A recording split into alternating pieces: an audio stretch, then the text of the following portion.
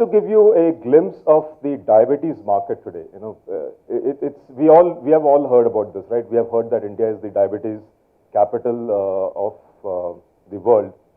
65 million patients are suffering from diabetes in India, and that's a very, very significant numbers. 35 million are undiagnosed. Specific to the city of Hyderabad, these numbers are also quite large. 22.6% of the adult population suffers from diabetes, and that's a very, very large number that we are talking about. And by the year 2035, 110 million patients are expected to be suffering from this disease. And so these are very staggering statistics, and obviously, it's this which we are trying to address as an issue. Of course, China is the largest in terms of the numbers, 98 million patients today with diabetes. India is the second largest country. Now, again, these are, it tells you about the challenges of the disease itself. As per the International Diabetes Federation, 80% of people with diabetes live in low and middle income countries. So there is sometimes a perception that diabetes is a disease of the rich, and those are the people who get afflicted by it. But a sizable number of people are not from necessarily the rich class of people. Every 7 seconds, one person dies out of diabetes. And so it's not a disease which can be easily managed. If it is not managed well, not only do you have complications, but you could also have death as an outcome. And this number is again very staggering. As per IDF, again, it is estimated that diabetes caused at least $612 billion in health expenditure. So it's obviously it's a drain on any country's economy. And in the US, diabetes was listed as the 7th leading cause of death. So you can see again that it's not a simple disease. It's not just about sugar control or managing sugar. It's got major complications.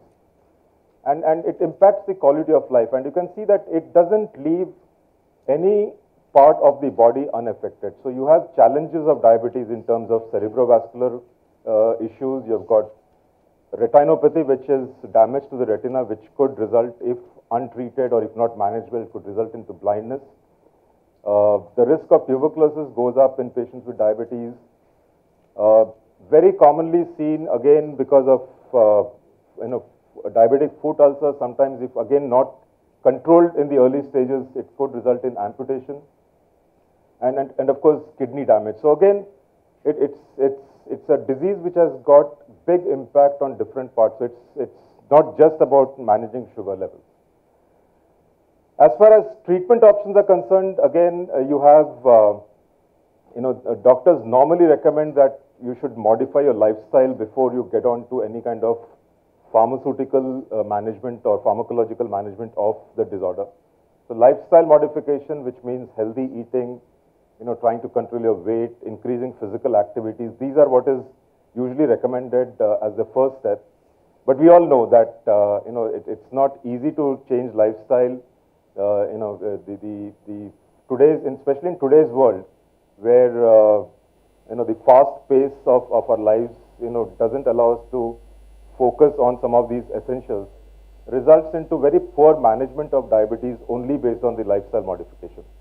And therefore, drug therapy always is, patients are put on drug therapy quite quickly.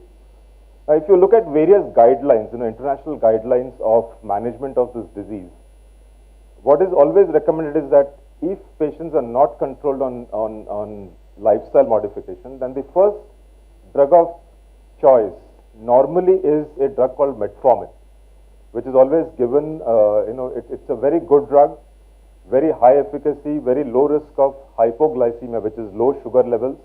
Normally you find that when patients of diabetes are taking certain medications for controlling sugar, some of the drugs can bring down the sugar levels very rapidly, and those themselves have certain issues and challenges. Whereas metformin has low risk of that happening.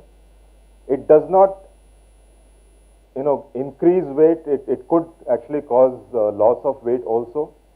It's very, low priced, and therefore it can benefit a large population of patients. And there are certain side effects associated with metformin, but those are reasonably well managed. Now, normally, if metformin alone, along with lifestyle modification, is not able to control the disease, then the doctors have a choice of different classes of drugs. Now, these could be sulfonylureas, there are molecules like glimepiride, gliclazide, glibenclamide, which belong to this class of sulfonylureas. You have got drugs like thiazolidinediones, which are molecules like pioglitazone, which can be added to a metformin. And then you have got the recent, more advanced modern therapies like DPP-4 inhibitors and GLP-1 analogs.